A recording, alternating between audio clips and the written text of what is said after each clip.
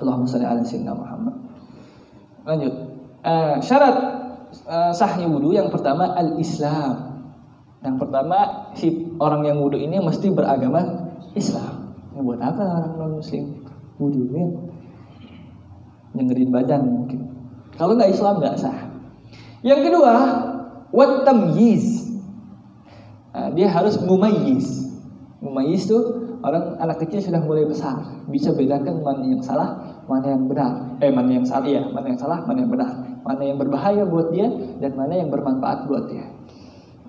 Kalau ulama fikih biasanya menjadikan standarisasinya itu sekiranya anak itu udah bisa, maaf cakap, cebok sendiri, udah bisa makan sendiri, udah bisa cebok sendiri, itu udah mumayyiz namanya, udah bisa bedain ya, udah bisa beda. Ya. Ada juga yang menstandarisasikannya udah bisa bedain duit, udah kasih duit jajan bener, kasih duit 100.000 dikembalian 95.000 kasih goceng. Tapi kalau kasih 100.000 nggak balik lagi, bawanya somai plastik, belum mumayyiz itu berarti. Ya, belum bisa bedain. Ya, mumayyiz itu begitu. Semakan sendiri bisa minum sendiri. Makanya Nabi Musa alaihi salam. Nah, Nabi Musa alaihi salam itu ketika Nabi Musa alaihi salam kan masih kecil itu dihanyutin kan sama orang tuanya kan. Karena Fir'aun hendak membunuh anak-anak di masa itu. Diselamatin sama Asyah, istrinya Fir'aun. Selamatin sama Asyah. Fir'aun karena emang pengen ngebunuh anak-anak di masa itu, karena takut, karena ada ramalan bahwasanya kerajaannya bakalan dihancurkan oleh anak yang lahir pada saat itu. Lihat Asyah bawa pulang anak bayi, hendak dibunuh tadinya juga. Hendak dibunuh. Cuman Asyah mohon-mohon, ngerayu Fir'aun supaya jangan dibunuh anak ini, saya mau rawat saya, karena saya nggak punya anak juga.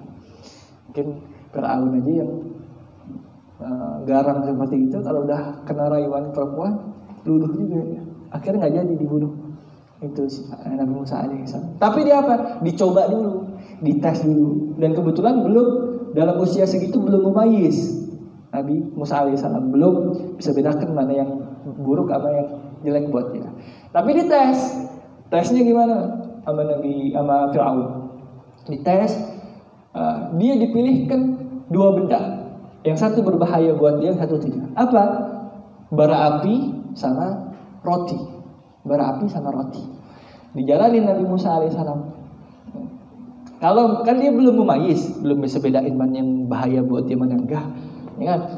Pikir Fir'aun, kalau dia memang nabi yang akan menghancurkan kerajaanku, pasti Tuhannya bakalan milihin dia ke roti supaya nabinya tidak berbahaya, tidak ditimpa bahaya gitu ya. Kalau misalkan milih bara api, berarti benar dia bukan yang diramalkan itu yang akan menghancurkan, karena bukan nabi gitu. Akhirnya Nabi Musa pilih apa?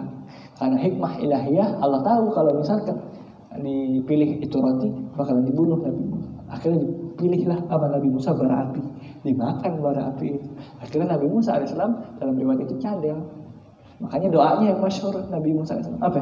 Rabbi shrah li sadri wa yassir li amri wahlul 'uqdatan min lisani. Wahai Allah, mudahkan jalanku segala macam, wahlul 'uqdatan min lisani. Dan lepaslah ikatan di lisanku. Maksudnya kecadelan tersebut. Yaqulu qawli, supaya mereka Fir'aun dan kroco-kroconya bisa memahami dakwah. Gitu. Doanya. Itu mumayyiz tuh. Maksudnya orang sudah bisa bedain yang buruk dan yang bermanfaat buat dia. Lanjut. Syarat selanjutnya wan naqa'u 'anil haidi wan nifas.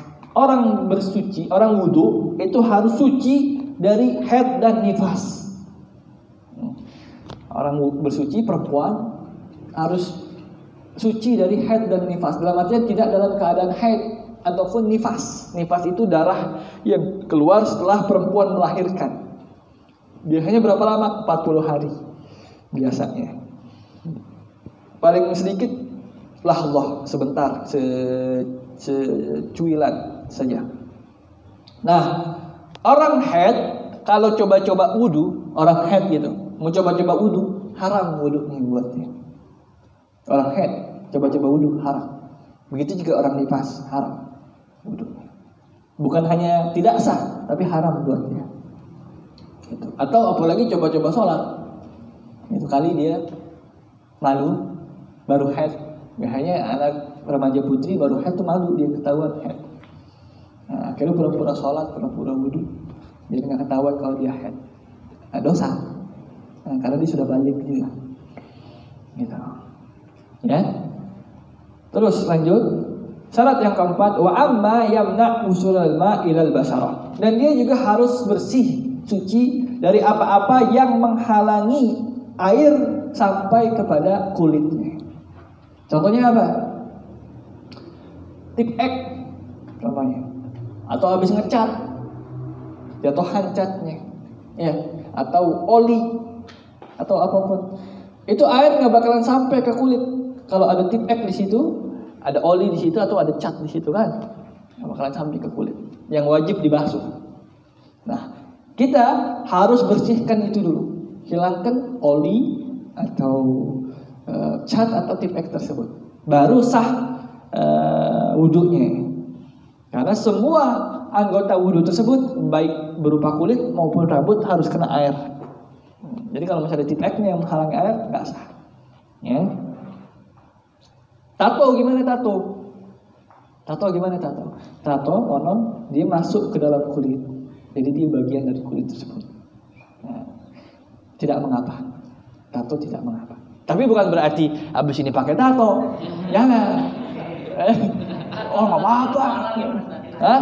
Tatonya logo apa? Logo halal.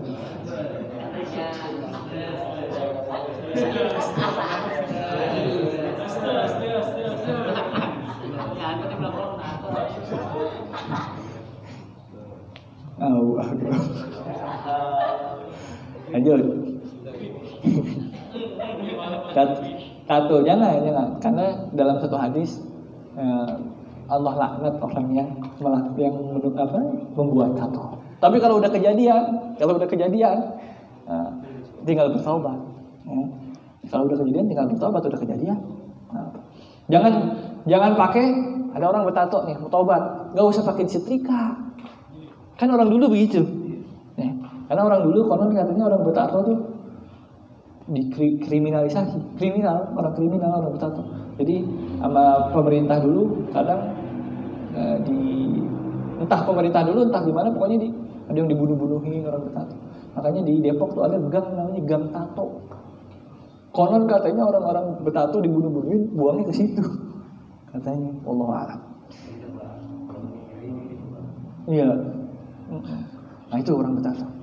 Tapi tadi kalau udah kejadian, nggak usah disetrika. Karena itu mudorot lagi buat dia, melukai diri sendiri, udah biarin aja. Nah, kalau dia masuk ke dalam kulit, jadi sah, air masih masuk ke kulit. Bagi yang mengatakan tidak, sudah tidak mengapa. Karena kalau dihilangkan itu menyakitkan, hilangkannya maka mudorotkan dia. Ad-darar yuzal, sesuatu yang memudaratkan, sesuatu yang membahayakan tidak boleh ada dalam syariat ini.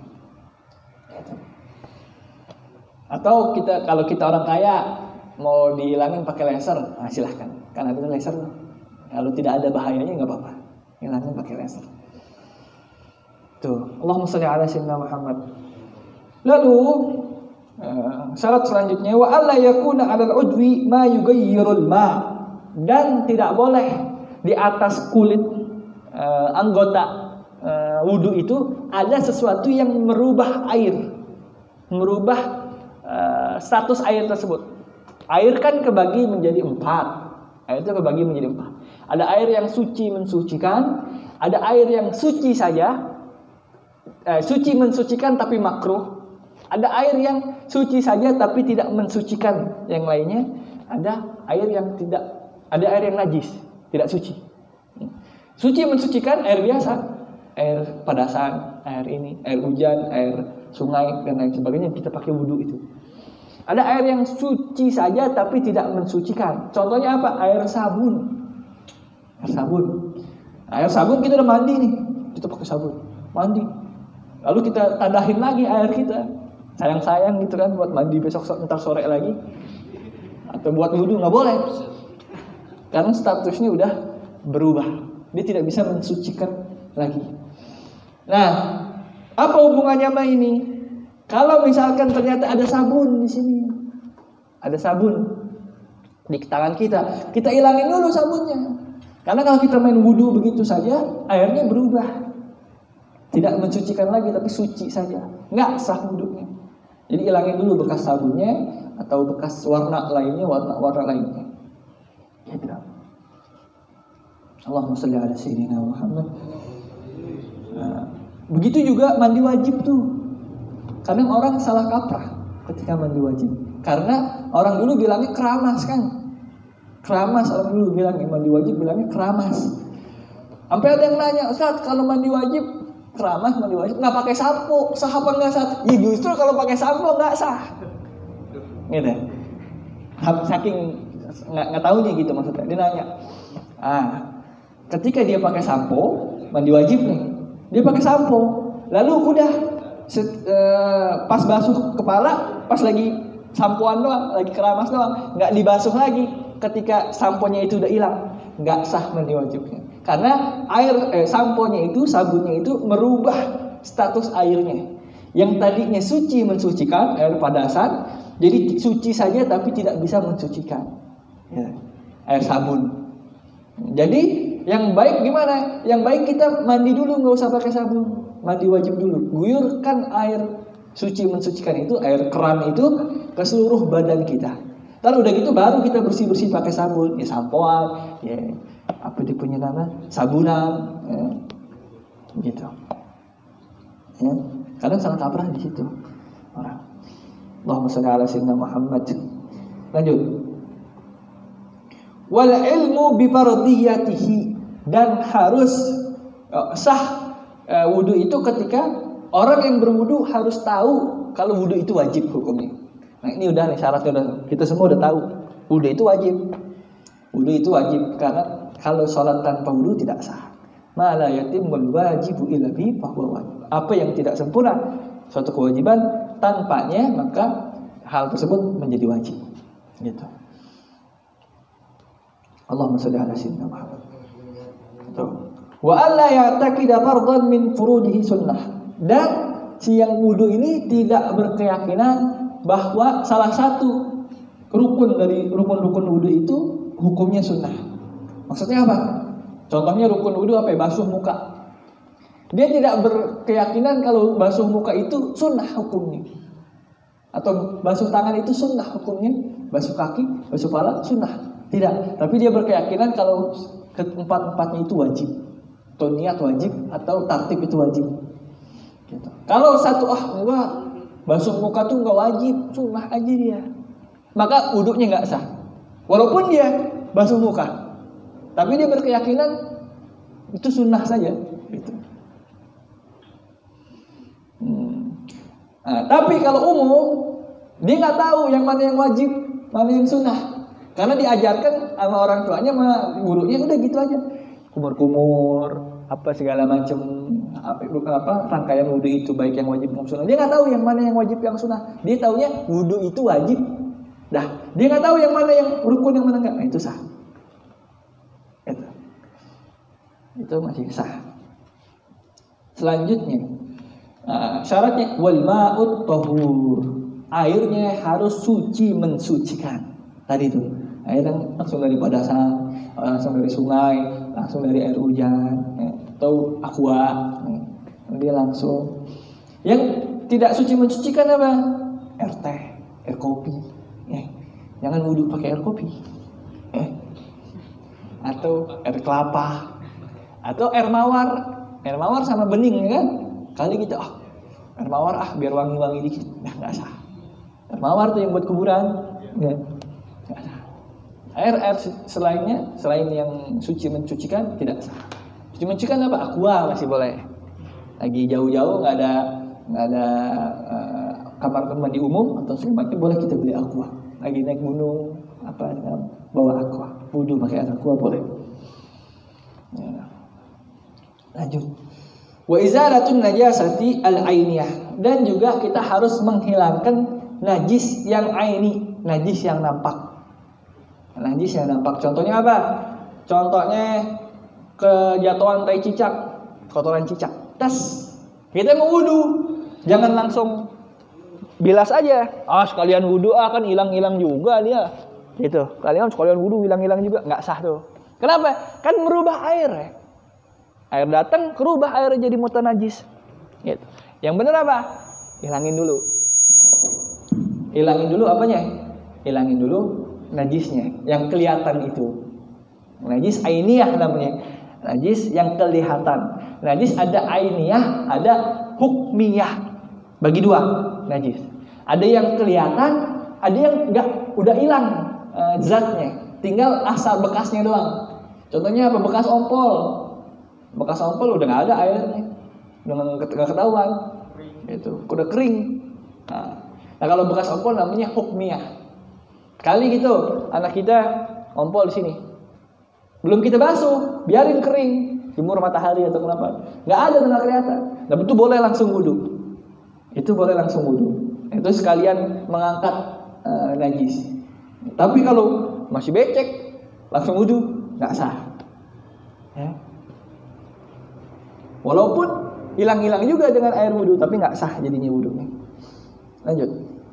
Wajarul ma'i ala jami'il udwi, dan mengalirkan air kepada keseluruhan anggota wudu. Ya, harus mengalirkan kepada seluruhannya. Enggak boleh ada yang enggak kena. Wa tahaqqul muqtada in banal hal. Tahaqqul muqtada in banal hal itu apa? Kalau misalkan harus kita tahakkuk, harus meyakinkan diri kita kalau kita memang sudah batal wudunya. Ya, sudah batal wudunya. Allahumma shalli ala sayyidina Muhammad. Sebab misalkan gini, kita ragu wudu kita udah batal apa belum. Lalu kita main wudu aja. Kita ragu nih. Udah batal apa belum ya? Batal apa belum? Kita main wudu aja. Ya udah wudu aja lagi. Kan wudu. Kita bilang aja udah batal, tapi sebenarnya kita ragu. Belum yakin udah batal apa belum. Lalu kita main wudu aja. Ya, maka wudunya enggak sah.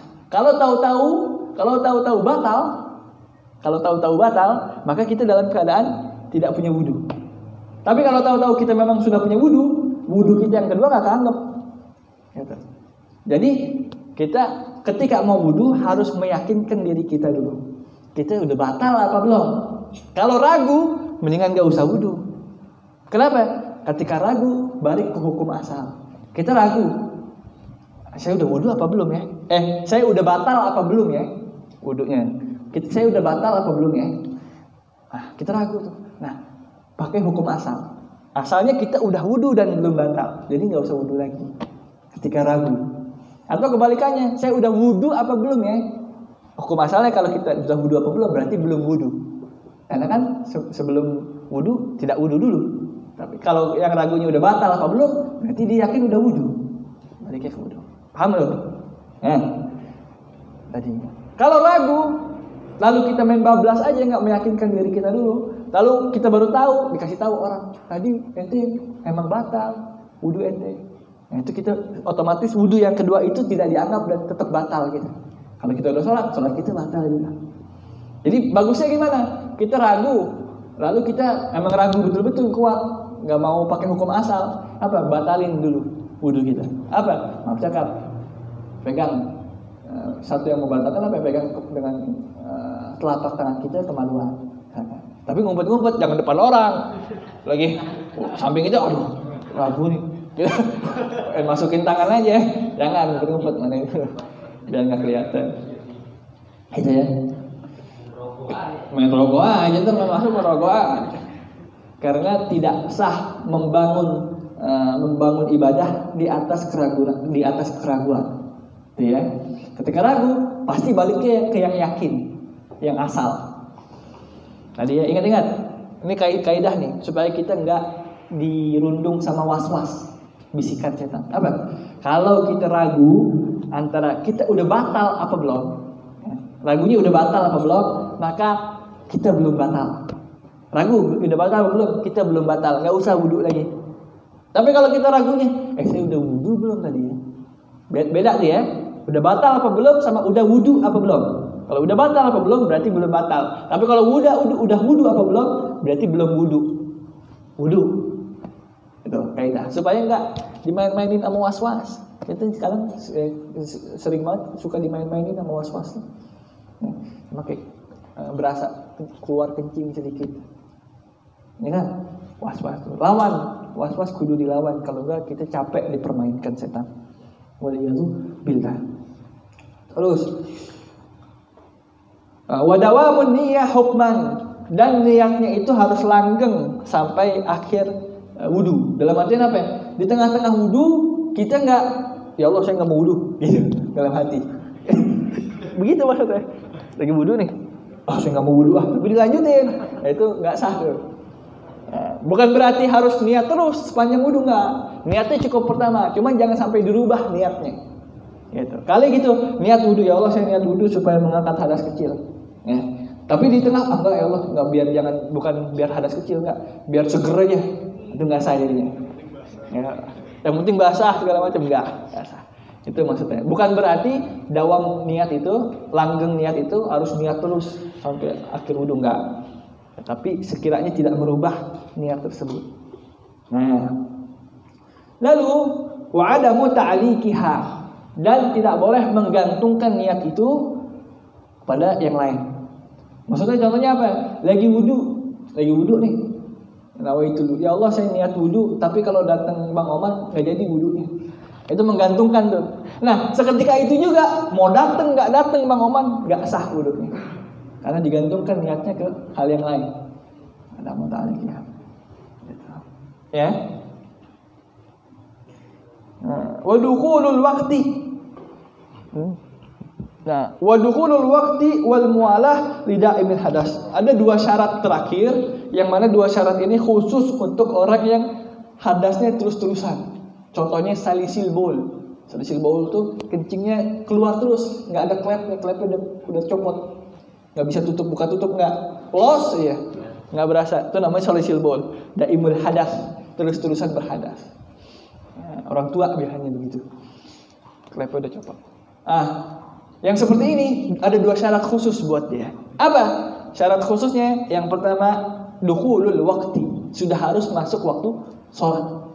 Ya. Orang yang salisil baul terus-terusan kencing tanpa dia sadari, sebelum dia wudunya sebelum azan nggak sah. Dia harus wudu setelah azan. Yang sudah masuk waktu. Dia mau sholat asar, wudunya udah harus masuk waktu asar. Gak boleh masih di waktu zuhur. Tapi kalau kita yang sehat, insya Allah kan kita semuanya sehat ini nih. Itu boleh. Wudu subuh dipakai sholat isya nggak masalah. Asalkan belum batal. Kalau udah batal ya nggak boleh, belum punya wudu berarti. Justru bagus kalau wudu subuh dipakai sholat isya, ya berarti kita dawam wudu. Tapi buat orang yang salisil baul, orang yang hadasnya terus-terusan, itu tadi. Harus udah masuk waktu. Sama seperti tayamum. Tayamum udah harus masuk waktu juga. Gak boleh kita tayamum buat sholat asar tapi tayamumnya di waktu zuhur. Gak boleh. Terus syarat yang kedua yang khusus buat daimul hadas ini, orang yang hadasnya terus-terusan adalah al-mualah. Wudunya harus berkesinambungan. Harus gak ada jeda. Maksudnya apa? Habis muka nih, habis muka langsung tangan. Jangan habis muka dia ngerokok dulu, dia ngopi dulu, dia makan dulu. Kalau kita sah, kita nih wudu muka, dulu capek, minum dulu dia, ngobrol dulu terus lanjutin tangannya, terus berhenti lagi, lanjutin lagi rambut, terus berhenti lagi ngobrol dulu, sejam habis, baru kaki, sah. Kalau kita karena nggak punya sakit daimul hadas, salisil baul, sah. Tapi kalau daimul hadas nggak boleh, harus mualah, berkesinambungan tanpa jeda. Sekiranya ketika basuh anggota selanjutnya, anggota yang sebelumnya belum kering, kita mau basuh tangan, muka belum kering. Itu khusus buat daimul hadas. Buat kita boleh ngobrol dulu, apa dulu boleh. Bicara boleh. Boleh, cuman makruh. Emang maksudnya tidak membatalkan wudu, tidak, tapi makruh hukumnya. Bicara lagi wudu makruh hukumnya. Bukan berarti boleh juga, tidak. Maksudnya tidak membatalkan wudu, sah wudunya. Iya, ngelirik aja kan. Bawaannya pengen cium tangan, maksudnya cium tangan istri. Itu ya, Allahumma shalli ala sayyidina Muhammad. Begitu tuh buat nganten baru.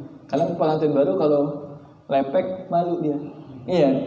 Itu ada caranya tuh. Ada caranya. Caranya dia malam-malam mandi sebagian dulu. Nah, malam-malam mandi sebagian dulu. Segini misalkan, enggak nyampe pala. Nanti pengen subuh palanya doang. Kan sebentaran doang. Mertuanya enggak ngira macam-macam. Oh, masa iya mandi wajib sebentaran. Ya. Iya. Langsung dipakai masa besok. Tuh, kunciannya itu ya, biar enggak ketahuan. Boleh, ilmunya apa? Boleh enggak langsung enggak berkesinambungan boleh. Nah, yang penting tengah, yang penting habis.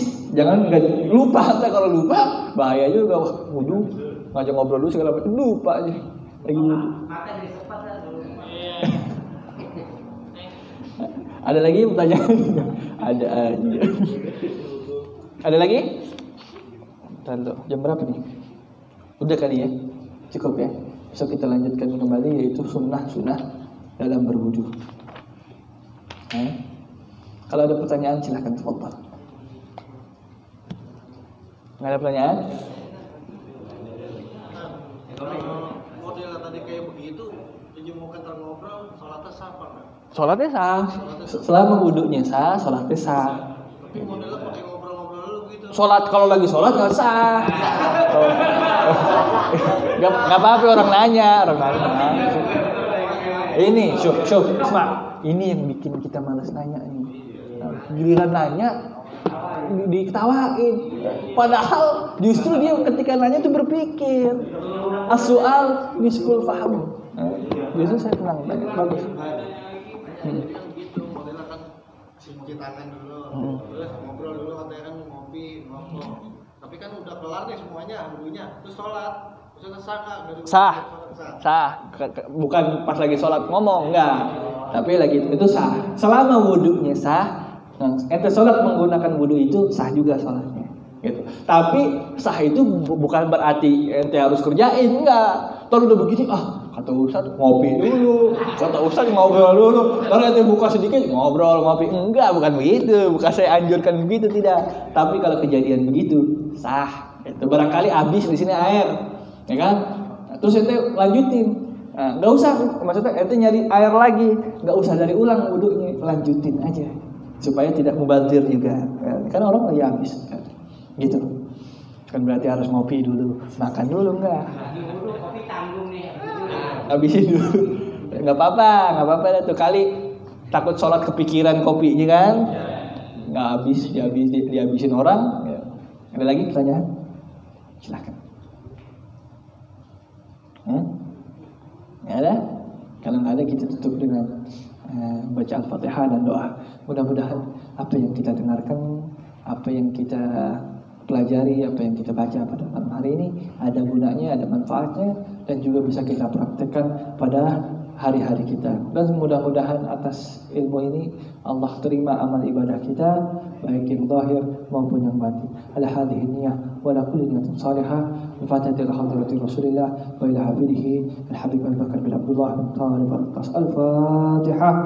A'udzu billahi minasy syaithanir rajim. Bismillahirrahmanirrahim. Alhamdulillahi rabbil alamin. Ar-Rahmanir Rahim. مالك يوم الدين إياك نعبد وإياك نستعين اهدنا الصراط المستقيم صراط الذين أنعمت عليهم غير المغضوب عليهم ولا الضالين آمين. أستغفر الله العظيم أستغفر الله العظيم أستغفر الله العظيم من كل ذنب عظيم ونتوب إليه توبة نصوحة توبة نصوحة توبة نصوحة. أعوذ بالله من الشيطان الرجيم. بسم الله الرحمن الرحيم. الحمد لله رب العالمين. اللهم صل وسلم على سيدنا محمد وعلى آل سيدنا محمد. اللهم تقبل منا اليسير واعف عنا الكثير. اللهم لا تدع لنا ذنبا إلا غفرته ولا هما إلا فرجته ولا حاجة إلا قضيته ولا مريضا إلا شفيته برحمتك يا أرحم الراحمين. اللهم زدنا علما نافعا وارزقنا فهما زكيا. ربنا هب لنا من أزواجنا وذرياتنا قرة أعين واجعلنا للمتقين إماما. ربنا اغفر لنا ولوالدينا وارحمهم كما ربونا صغارا. ربنا آتنا في الدنيا حسنة وفي الآخرة حسنة وقنا عذاب النار. صلى الله على سيدنا محمد. الحمد لله رب العالمين. يا ربنا اعترفنا بأننا اقترفنا وأننا